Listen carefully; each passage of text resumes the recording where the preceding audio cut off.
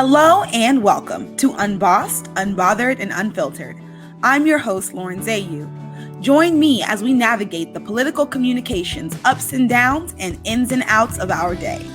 We're talking to leading experts on the issues that help our country move forward for the better. My guests and I promise to give you the history, the real, and the ideal. Let's dive in.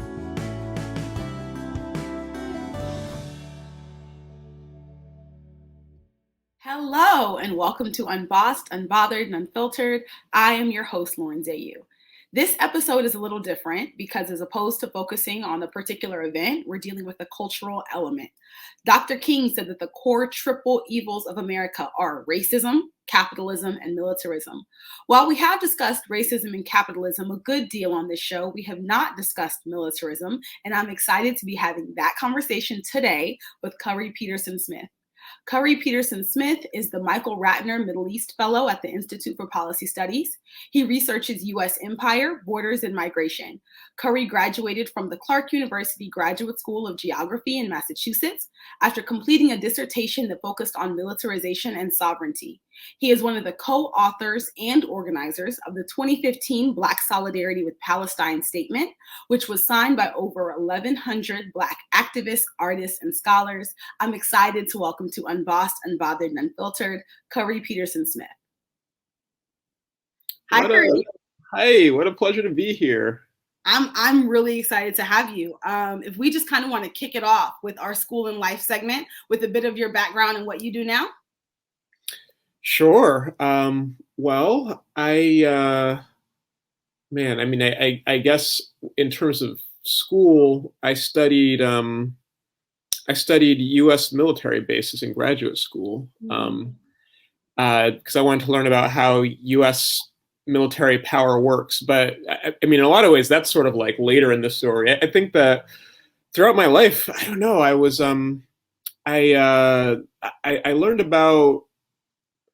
I was very lucky to kind of learn about things like the civil rights movement from my mom and in my community, and I got a sense of justice just learning about things like the Black freedom struggle as a kid, and also I would hear things and kind of learn things about U.S.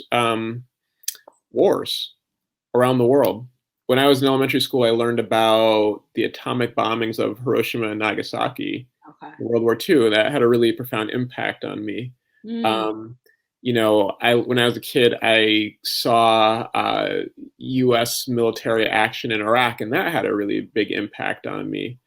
And I learned about when I was in high school, I learned about Palestinians and the Palestinian freedom struggle. And so I had a kind of background or foundation, knowing the history of enslavement in this country, of abolitionism, of civil rights, and Jim Crow.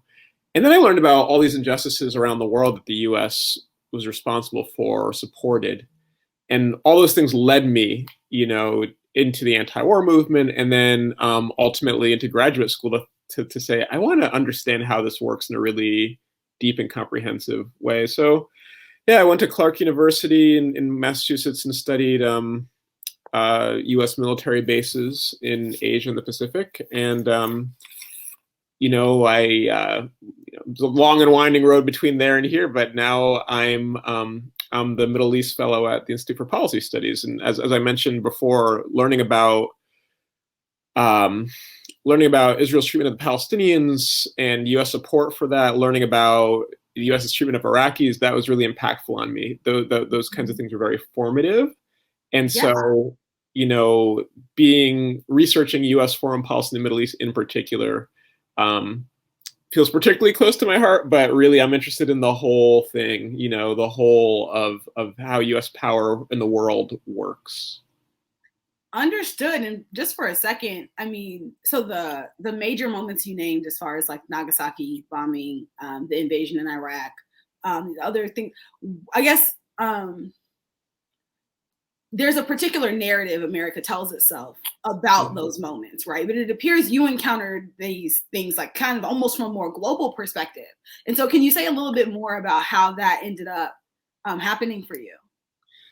Yeah, I so appreciate that question because, you know, it, the kind of dissonance between the story that the US tells and what I was seeing was really important for me to kind of to pursue the path that I'm on now. And so, for example, when it comes to the atomic bombings, you know, there's this story that I certainly was told in high school, and you know, many school children across this country are told, which is that the U.S. actually saved lives by dropping the atomic bombs on Hiroshima and Nagasaki because, you know, Japan was such a kind of fanatical enemy that if the U.S. had invaded Japan, it would have been disastrous. Japan would have fought to the last man, is what the story that I heard. And so by using these nuclear weapons, it actually, you know, was this very rational American choice that saved lives in the long run. And, you know, when I was in high school, we did this exercise that was like, all right, let's look at the pros and cons of dropping the atomic bombs.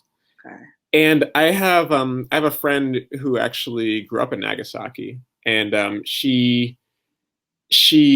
met her years after my high school, but she, you know, when she was in high school, she did an exchange and she came to Michigan, to the US. And her first day of class, they were doing that same lesson. Let's look at the pros and cons of dropping the atomic bombs. And she said, she was telling to me years later, she said, it's the first time in my life I heard that there was a pro to dropping these bombs. And that cemented for me that this is a very American story that we hear. And similarly with Iraq, this notion that, you know, I mean, when I was a kid, it was Saddam Hussein, you know, poses this threat to the US. And I remember, you know, hearing that story, but then watching on TV, you know, the like ships of American tanks and guns and weapons unloading, you know, in the Middle East as part of, you know, what would be this invasion of Iraq. And I was like, okay, so what I'm hearing is that they're the threat, but then what I'm seeing looks like the US is the threat here. Yeah. And so, yeah, there are these kind of moments where like the record skips, like wait a minute, something's off here. Yeah. And ultimately, I came to see a very different story. Okay. Yeah. I mean, a story that altered like your studies and your life, right? As far as the work that you do. And so I guess to give like an overview, right? Like what is militarism? Yeah, that's a great question. You know, I mean, militarism is, I mean, it's so many things, but I guess kind of in a nutshell, it's it is both the kind of idea of military power as a solution to problems, and not just the idea, but the practices, you know, the actual exercise of military power. And, you know, militarism's sibling is militarization, which is the actual kind of introduction more and more of military power, of military logic, of, you know, and of military responses to problems, as not only in the world and as it pertains to kind of political conflict, but in general. So there's a conversation right now about the militarization of the police. Yeah. What does that involve? It's the idea that, you know, if the military and the use of military force is a good solution for problems the US faces in the world, I think it's a good solution for problems that we have in the society. You know, we hear about the militarization of the border. What does that mean? You know, similarly, it's like, well, yeah, let's deploy military force in any number of ways, and including the actual formal military, which, you know, particularly under Trump, though not exclusively, the U.S. has done repeatedly. You know, deploy the National Guard to the border, the U.S.-Mexico border, and so on.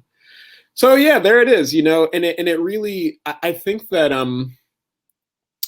when we talk about militarization and militarism, you know, I think we have to realize that the U.S. is a highly militarized place.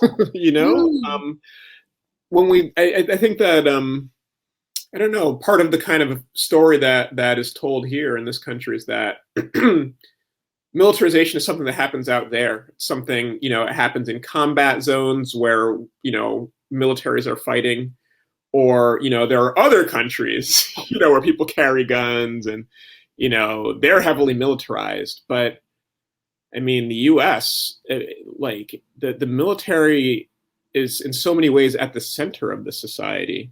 And what it takes to maintain a military so big that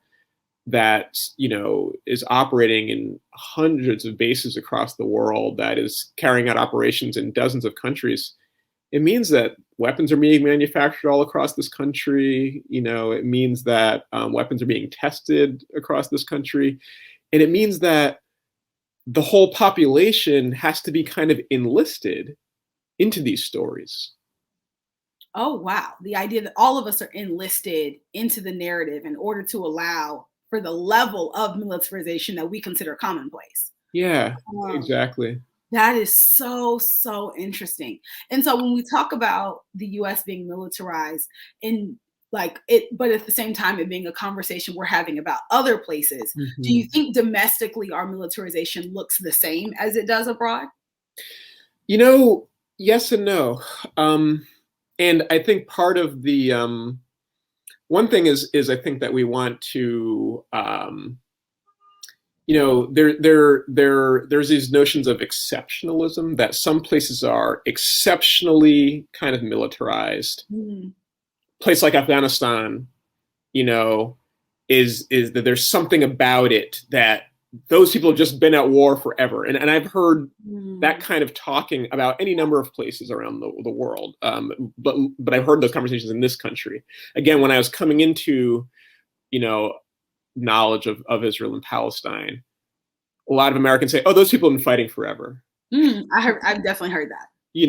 And so there's these ideas that, like, well, some places are just, they're just like that.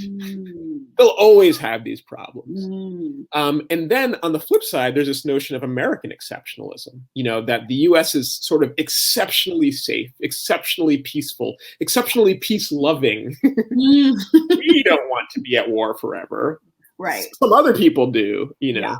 And so one thing is, I think just there's actually a phrase that a lot of Palestinians and Palestine solidarity activists use, which is de-exceptionalize. Okay. That's a verb. Let's de-exceptionalize. Let's look at, every place is special, but there's a lot of places that actually aren't special. Yes. And when you look at it that way, I think that look, the US, there is no other country in the world that has the number of military bases that the US does, and the US has been at war, I would argue, since its inception. And that has a really profound impact on a place. And so there's some things that are special about the US, but actually also at the same time, there's a lot of ways that, we here are just like, we are part of this world. And I think that part of the work is actually rethinking what militarism looks like. What does it look like? Because again, I think that when we talk about militarized zones or places, we might think about people carrying guns and shooting them. All right, well, that is one example of militarization. But I live in Boston, and Boston is actually it's a major site. Massachusetts is a major site for weapons research. Okay. So there's these north suburbs of Boston that have corporations like Raytheon, which is a weapons manufacturer. They have all sorts of laboratories, this place called the Lincoln Labs. These are affluent suburbs where engineers go to work every day and they design weapons. Yeah. People don't think about, the suburbs of Boston as a militarized place, but it's heavily militarized. The militarization that's the payroll for these communities. Yeah. You know what I mean? So Yeah, and in a way that looks different, right? Because you also hear about military towns, right, that are like centered on a base, and so everyone yes, kind of has a reference point for that. And America has those across the country, but what we don't talk about are the places that are almost like tier two militarized zones, where yes. like the military is a significant contributor to the economy here, even Mhm. if it doesn't look the same way it does in Norfolk or any of the other like base towns. Yeah. Exactly. That's exactly right. Because those ships in Norfolk, those weapons, those missiles, tested at White Sands Missile Range in New Mexico, they have Mhm. to be designed somewhere. Yeah. A lot of them designed here in these suburbs. So it's all part of a system that really stretches out across the globe, and it may look differently in different places, but the extent to which we can kind of see that system and then Mhm. see, oh, okay, so where do we fit into that? So That's actually a great transition point, because as we move into Hold Up, I was wondering what is like the common person's interaction with this, right? Is it a situation where all of it is like kind of under an invisibility cloak and like I can walk around and not see it? Or is it a situation where, people are engaging with it but don't realize? Like, what do you think is the average American citizen's engagement with our militarization? it's such an important question, and one that I wish, I think that we need to talk about much, much more, because I think it's a mix. I mean, in some ways, well, put it this way, I think that for the most part, U.S. empire is kind of hidden in plain sight. Because Okay. once you see it, it's just everywhere. You can't avoid it. I mean, you and I are having this conversation the day after Veterans Day, so that's a particular day. Yeah, This that's set is up for that. Yeah. right celebration of our troops and Mhm. parades, etc. But actually, I mean, when I go on an airplane and you know a pilot gets on and says, "Hey, we have so and so who fought in Afghanistan," and everybody applauds. Right. You know, so in some ways, it's kind of like everywhere, and at the same time, it is it's complicated because what that does not translate into is a kind of honest appreciation of the ways that so many people are involved in militarism. So just to put it really straightforwardly, I mean, like hundreds of thousands of Americans have been in the military and have been in combat over Mhm. these 20 years of the war on terror. I mean, the occupation of Afghanistan involved over 700,000 Americans over these 20 years. Mhm. And there is virtually no conversation about what that actually has meant for people. When folks go and have these experiences, many of them 2, 3, 4, 5 times people get deployed, Yeah. and they come back, and there is no national conversation about what they saw, what they Mhm. did, you know, what happened to them. I think those conversations, to the extent that they exist, are relegated to base towns. Okay. They're, uh, which themselves are actually quite marginal when you Mhm. think about it. You know, I mean, the U.S. military is massive, but military bases, you can't just walk onto one. You have to have special access, right? Right. And there are these cities and towns where the entire economy, the entire society revolves around the base. But they're sort of these self-contained places, and there's all sorts of implications. I grew up in upstate New York. There's this base called Fort Drum. It's out of Watertown, New York. And I heard stories about how there's this expectation that when units based at Fort Drum rotate in and out of combat, the hospitals expect more injuries and accidents. The police expect incidents of intimate partner violence. Wow. There's a rise in all kinds of problems, in a word, problems. There's no conversation about it, you know? Mm-hmm. And so I think it's actually very complicated that on one hand, you know, and there's like I said, there's so many aspects of militarization. We're just talking about like the troops, right? Right. On one hand, the troops are lauded, celebrated, you know, kind of held up as these heroes. But it's this very one-dimensional, flat notion of the troops. There is no space for the actual reality of what it means to be in this military. And that's kind of remarkable given how central the military is to the US identity. So I think that's a thing in itself, but it's also this entry point to answer your question, like, you know, how are we related to militarization? Well, you know, many millions of Americans, you know, fight in the military, or, you know, are part of the military or related people in the military.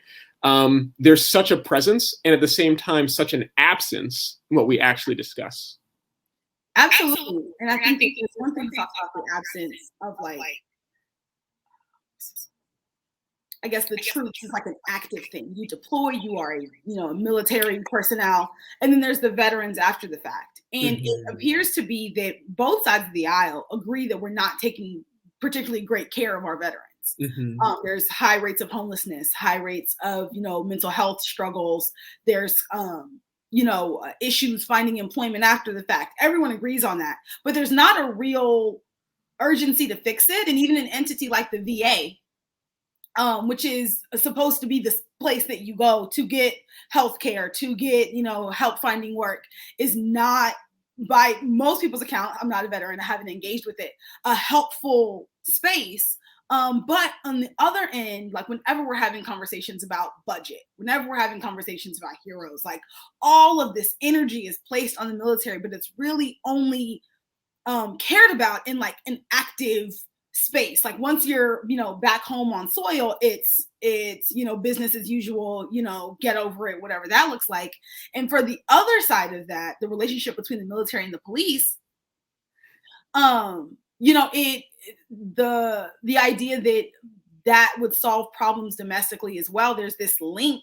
I'm thinking about a billboard in particular that I saw when I was growing up at some point, but it was, if you wanted a job with the police academy, or if you wanted to apply to be a police officer, you either needed to be 18 years old with the equivalent of a GED, or if you didn't have a GED, like military service would require you, or would allow you to be able to apply. And I thought that was so interesting as far as, one, I mean, being 18 with a GED, being a qualification for anything, I find to be a bit much, but also the idea that there was no, as we've been seeing these issues with violence, there's been like conversations about mental health issues with the police, conversations about like physical health issues with the police. And that conversation isn't being had either. And so it feels like this, like to say we spend the amount of money, to spend the amount of money we spend on it, and to say we care about it the amount that we do, there's not a lot of actual work and energy put into taking care of the human beings who carry out these activities. Yeah, I mean, the VA as an institution is in chronic crisis. Yeah. Right? Like right now, there's another conversation about scandals at the VA and corruption, as there was under the last administration and under the administration before that. So this is an institution that I think for as long as I've been alive, there's been a conversation about its failure, and then there are congressional hearings, and we'll do better, and how terrible we've mistreated the truth, and at the same time, there is every year, I mean, you mentioned bipartisanship in both sides of the aisle. I mean, the most uncontroversial piece of legislation each year is called the National Defense Authorization Act, the NDAA, and this is the main piece of legislation that funds the military. And it's, I mean, they're still working on it right now. I don't know what the final number they come up with. It was well over $700 billion. And so, one has to ask the question, well, where's that money going to? I mean, because it's very obviously not going to, it's not going to take care of veterans. It's not going to, Where's it going? And it's going to weapon systems, and it's going to corporations, like military contractors. And so this is complicated because the truth is, when we're talking about U.S. militarism, then we really have to talk about people all around the world who are on the receiving end of American violence, who have, I mean, if visibility of U.S. veterans is complicated, visibility of, survivors of drone strikes in Somalia is non-existent. There's zero conversation about what the military does abroad and about the human beings who experience that violence. And also, I actually don't think it's possible for an institution to enact violence against other people without enacting some degree of violence on the people carrying it out. Yeah. You can't have the level of dehumanization required to treat Afghans and Iraqis and, Yemenis and many others the way that the US does, and not have some level of dehumanization of the American personnel carrying that out. And so it's not the case that I don't think that, US soldiers are just as much victims, of American violence as people in these places targeted by US wars, but this is a system of violence. And not only do people who are military personnel, they are subject to incredible violence, all kinds, including, for example, there's some conversation kind of coming and going about the level of sexual violence within the military, the level of racism within the military, and so all of that is playing out. And again, those experiences are rendered invisible because once you serve, you come back and you're supposed to shut up and receive the thanks for your service, and that's it. Don't talk about it, what actually happened, because if you do, that story that the US tells about the military really unravels. So there it is. I mean, it's the US invests so much, but it's not going to helping people. It's not at all. And I think that's even that is a radical statement, because I do think the narrative we tell ourselves is that we're this. I think the phrase I used to hear growing up was like America was like the world's big brother, right? Like whenever anybody's got a problem, we're the ones who show up and solve it, and this, that, and the third, as though it shows up and helps people, and that's not what happens. And also, in the event you attempt to push back against that, there is the immediate reaction is that you are unpatriotic, right? You don't support America. You don't support the troops. You're not whatever the thing is. And so it's a shut up from the people who are doing it, and a shut up from anyone who has anything other than the overall narrative to give you either. Yeah. I mean, I think it says a lot that what you just said, if you criticize this story, if you raise questions about this story of, if the story is the US is the world's big brother and plays that role by, invading places and using its military to help out, right? If you question that, and the conversation immediately goes to, well, you're not an American.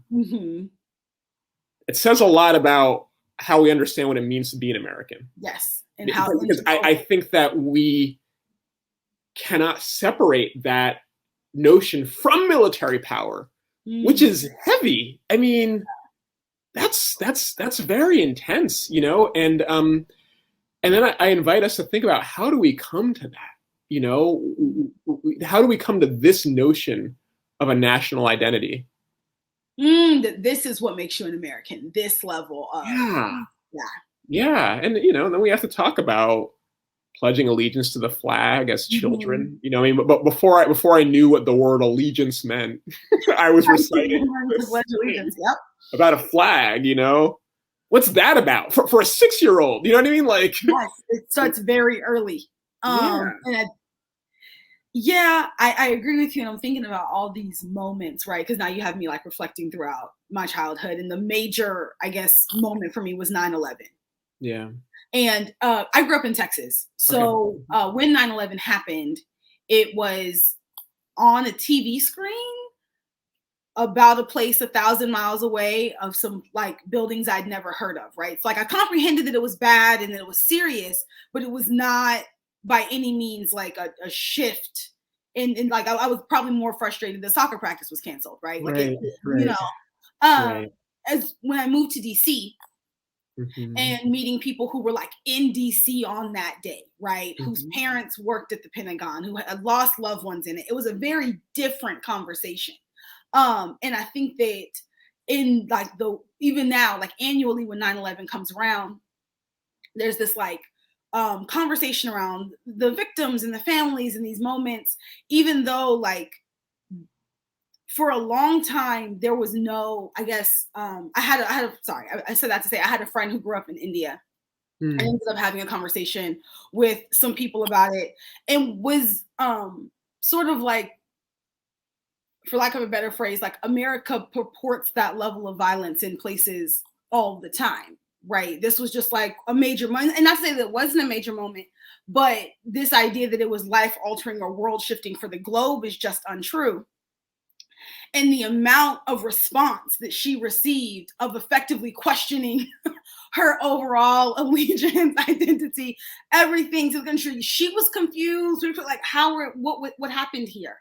And I do think it's because of this nation, this idea that one, we rally around the flag in times of crisis and in times of trouble, and that like there are no room for questions around that. Like in Yeah. the event that you don't have the dominant narrative here, you are wrong.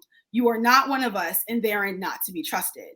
And I think that that's very dangerous, obviously, but also keeping in mind the trickle down implications of that from something like the January 6th insurrection, Mm. right? Mm. Where like there, I think part of the confusion, and I use that word very much in a loaded capacity, about what happened on that day is because we don't have terms for things that happen here, right? Like Right. coups are things that happen elsewhere, right? Attempts to Yes. overthrow the government happen Right. other places. But this was, a couple people who were a little, mistaken about the election. And so they ended up, no, that's not what it was. No. And so I think all of that kind of is baked into this conversation on militarism and narrative building. Oh, I completely agree. I mean, wow. This the first thing about the 9/11 attacks. What you're saying, you are interrogating how did these attacks translate into this highly nationalist, highly militarized response? Mhm. Because the fact is it didn't have to. There Mhm. were so many different ways to respond. What does it mean to be a child in Texas and to be told, no, this is more, not only this is more important than, soccer practice, but here's how you need to understand this. Right. We were attacked. Mhm. And if there's a we, there's a them. There Mm. has to be an enemy, Mhm.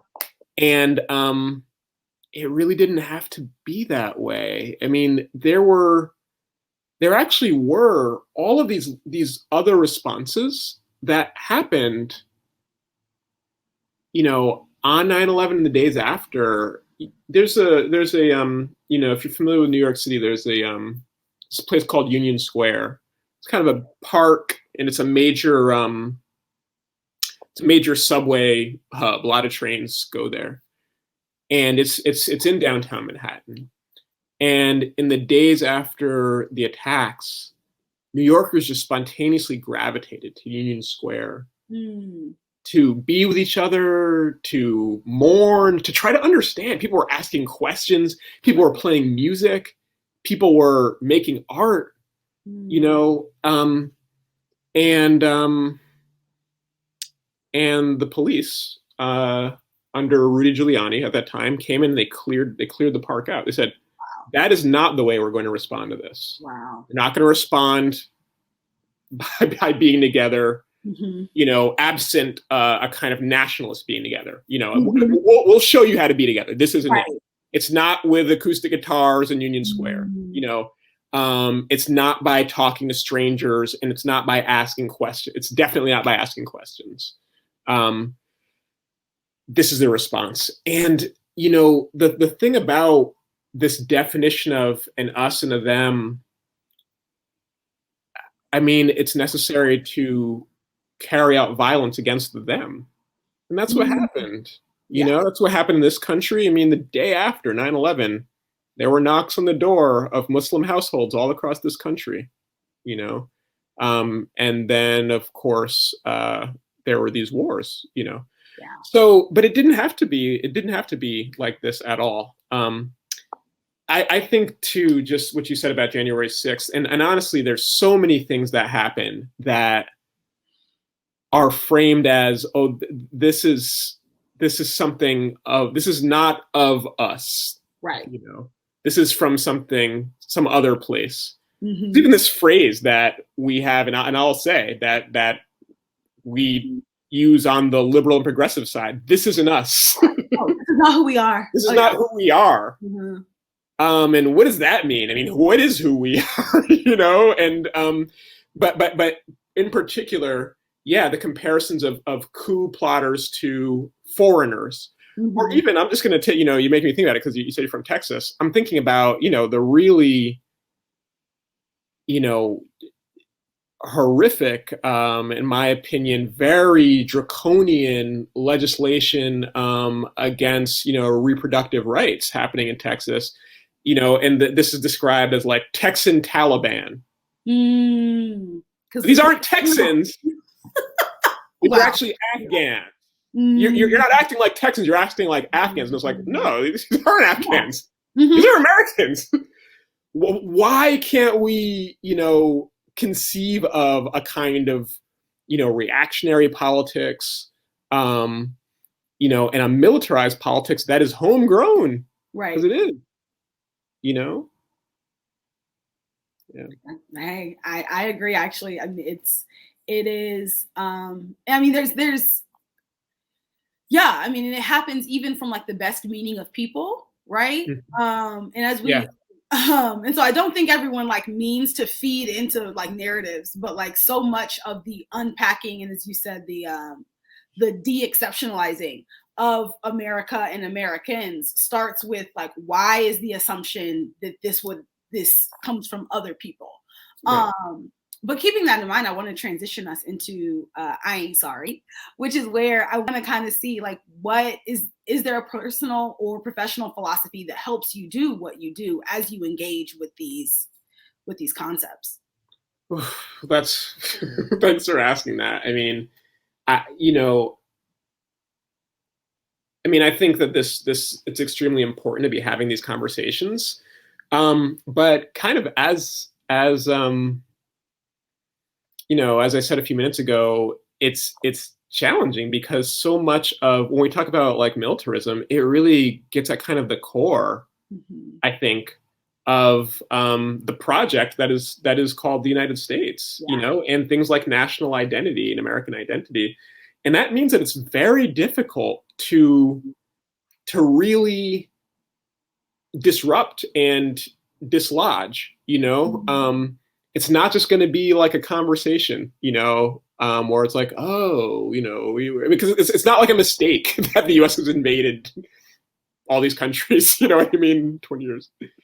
No, first of all, I wholly agree. And part of the issue with America is that we are good. And in the event we are not, that was a mistake. Yeah, right. That was an accident. That was a shift from the narrative, the exception, not the rule, right? Right. As opposed to an active and intentional foreign policy for decades. Yeah, you don't like invade a country by accident. That's like a highly intentional act. A lot of people had to sign off on that. That was not right. Exactly. So in terms of a philosophy, I mean, I think that there's a number of them, but one that kind of guides me is so there is a different story than I think the dominant story, for sure. It is not that the U.S. is that benevolent, helping older sibling.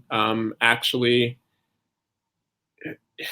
the again, the sort of project of the U.S. was really forged through violence. Violence against indigenous populations here, violence against the Black population, which was enslaved, and then violence against people all around the world. And it's been very bad.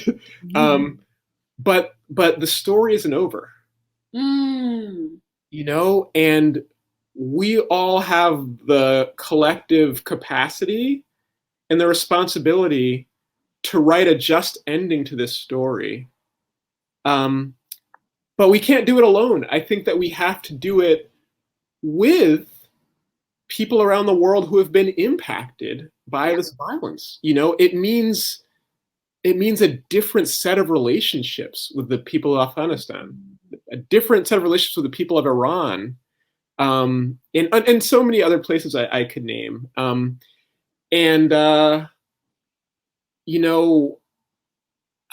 think it's necessary for the sake of the world to stop American violence, but it actually also, we need that. Like those of us who reside in this place,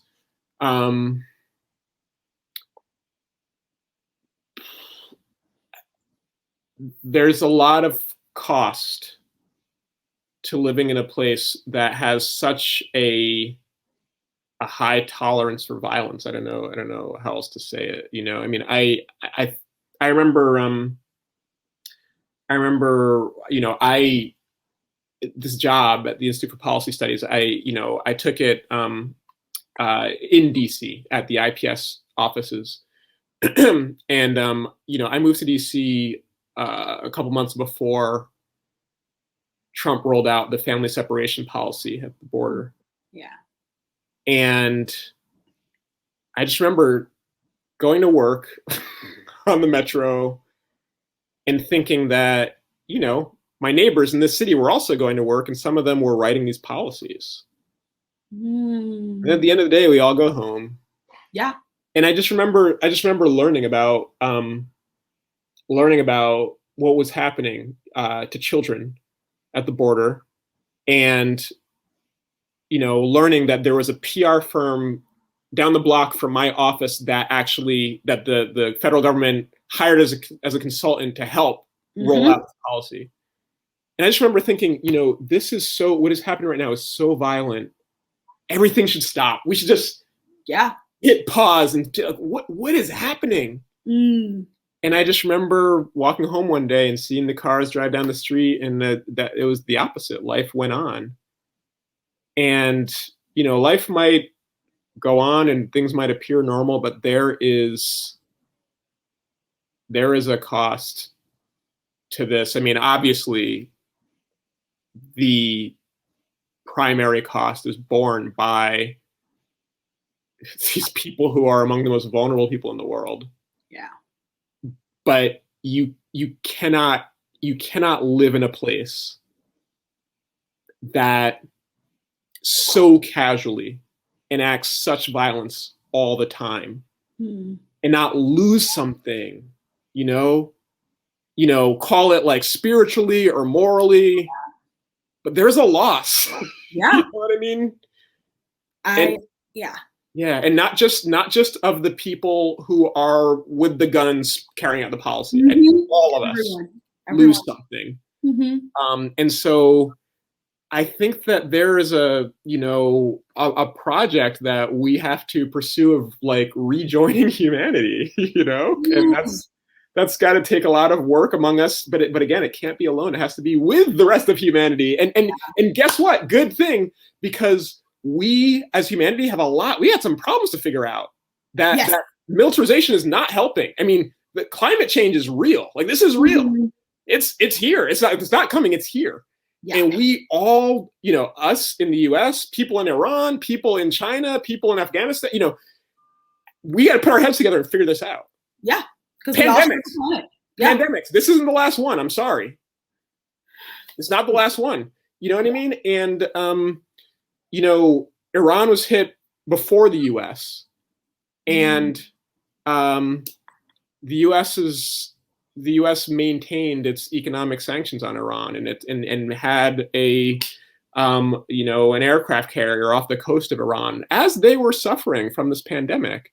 And what if instead, what if the U.S. pulled back those things and said, all right, we're going to take these sanctions off. They should have been off. They should have never been on. But now you all need all of the economic resources you can get. So, we're going to take this military ship away. Why is that there? And you know what? Doctors and medical professionals in Iran, you have learned something, and we need your help. Right. We need your help because we're going to get hit next. And we didn't have that conversation. And guess who got hit next? And guess who has the highest death toll in the world? The United States. Yeah. So this isn't working. You know what I mean? It's not working. It's obviously not working for people around the world. It's not working for us. Either. So we got to get together. I think so much of what you just pointed out, because what I was thinking as we're having this conversation is one of the costs that we've paid is that Americans are desensitized to death. Yeah. And that being exemplified in no other ways than like the fact that 700,000, 800,000 people died over the last year and a half with COVID-19, and effectively we shut down loosely for a little bit, but then it was like, okay, if you can work, you can hop right back to it with no conversation. And if anything, there's more frustration around a labor shortage than there is that 800,000 people are dead. I think about the fact that our local news often starts the top of the hour with shootings, with crime, with all these we are constantly taking in this violence on so many levels, to the point that I believe we are desensitized to death in so many ways. The school shootings that happen, the climate change, it's everywhere, constantly inundated, and you can't take in that level of violence all the time, as you're saying, and pretend like there's no impact on even the average passerby. I completely agree. I mean, we are still, this is at this moment, the vaccine is out. Mm-hmm. We've been masking, a lot of us have been masking, and the death rate is 1,000 people a day. This is after the height, 1,000 people a day. And to understand the desensitization to death that you were talking about, I think there's many pieces of that, but I think I really think we have to go back to a country that began with incredible violence against indigenous people, that maintained enslavement of a part of the population, not for the first few years, but for a long time, of this country's history. And then war. Yeah. War as a constant feature. It means that there's a sort of tolerance of death. And now here we are. It's so, again, the things that doesn't have to be this way. And it actually, I think we have to refuse to accept that it's this way. And if the pandemic is the starting point of that, that's a great place to start. Yeah. Well, let's not stop there. Yeah. Yeah. Absolutely. And honestly, to as we're kind of closing, what is giving you hope right now? What's giving me hope?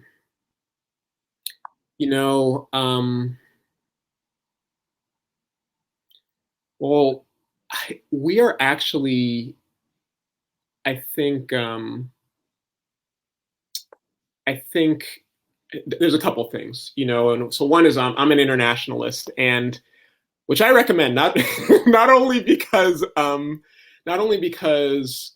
I think, again, that we have a responsibility to each other all around the world, especially those of us who live in this place called the U.S. Have a responsibility to be in relationship with people around the world, but also it's a recognition that the problems that we face here in the U.S. will not be solved here. Our problems will not all be solved within the borders, the confines of the U.S. That a lot of these are transnational problems, and therefore we we need each other. And, I look at what's happening, frankly, to be specific, there's a lot of activity in the Pacific right now, the Pacific Islands, where sea levels are rising, where people are being hit with these catastrophic storms. And there's this phrase that many Pacific Island activists are saying in response to climate change, which is, we're not drowning, we're fighting. Mm-hmm. They refuse to accept this thing that we have been told you just have to accept, climate change. And actually, there's a recognition among many that we can't talk about climate change without talking about militarism. So people making those connections is very inspiring to me. And then here in this country, there's been a lot of, you mentioned the labor market and the whole economy, which is that's a whole nother podcast right there. But there's been a lot of strikes lately. And right now in California, there are all these medical workers preparing to strike. And, I think about what healthcare workers have been through in this past, 19 months or whatever. If they're the ones who say, we refuse to accept this, then that's fantastic. So that's very hopeful. And I am hopeful too, with the fact that I think that actually more and more people in this country are open to different understandings than the conventional ones. Because a lot of people are saying, okay, the way we're doing things isn't working. Problem is, that's an opportunity for far right forces too. And so they're saying, you know what? Yeah, that's right. This hasn't been working. And you know who's to blame? Immigrants, Muslims, these queer people. That's one story. Mm-hmm. And there's another set of stories that I hope that we can cultivate to collectively understand our reality and then change it. And that just even that prospect and this rising generation, Gen Z, gives me a lot of hope. But it's not all on them too. That's my message to my fellow millennials and the boomers. We can't just count on them. We got to all do it together. But so take the hope, but we got to figure this out, and we can. Yes, we can. We can. I have enjoyed you so much today. Thank you for coming. I'm so glad we got a chance to get connected. And in the event people want to reach out to you further and hear more about your work, what's the best way they do that? Well, thank you, first of all, for reaching out. It has been an absolute pleasure. I know we're talking about heavy things, but there are ways to talk about that with lightness and in a way that centers life at the end of the day. You can go to the website of the place where I work, the Institute for Policy Studies. That's ips-dc.org, and read about my work and that of my colleagues. You can follow me on Twitter at KPYES. Let's be in touch. Let's connect, because we all got to figure this out. Absolutely. If you give me 1 second to wrap. You just finished this episode of Unbossed, Unbothered, and Unfiltered. If you're looking for the show, you can find us at Unbossed, Unbothered, and Unfiltered on Facebook and Instagram. And if you're looking for me, you can find me at Lauren Zayu on Instagram and Twitter. I hope to see you there.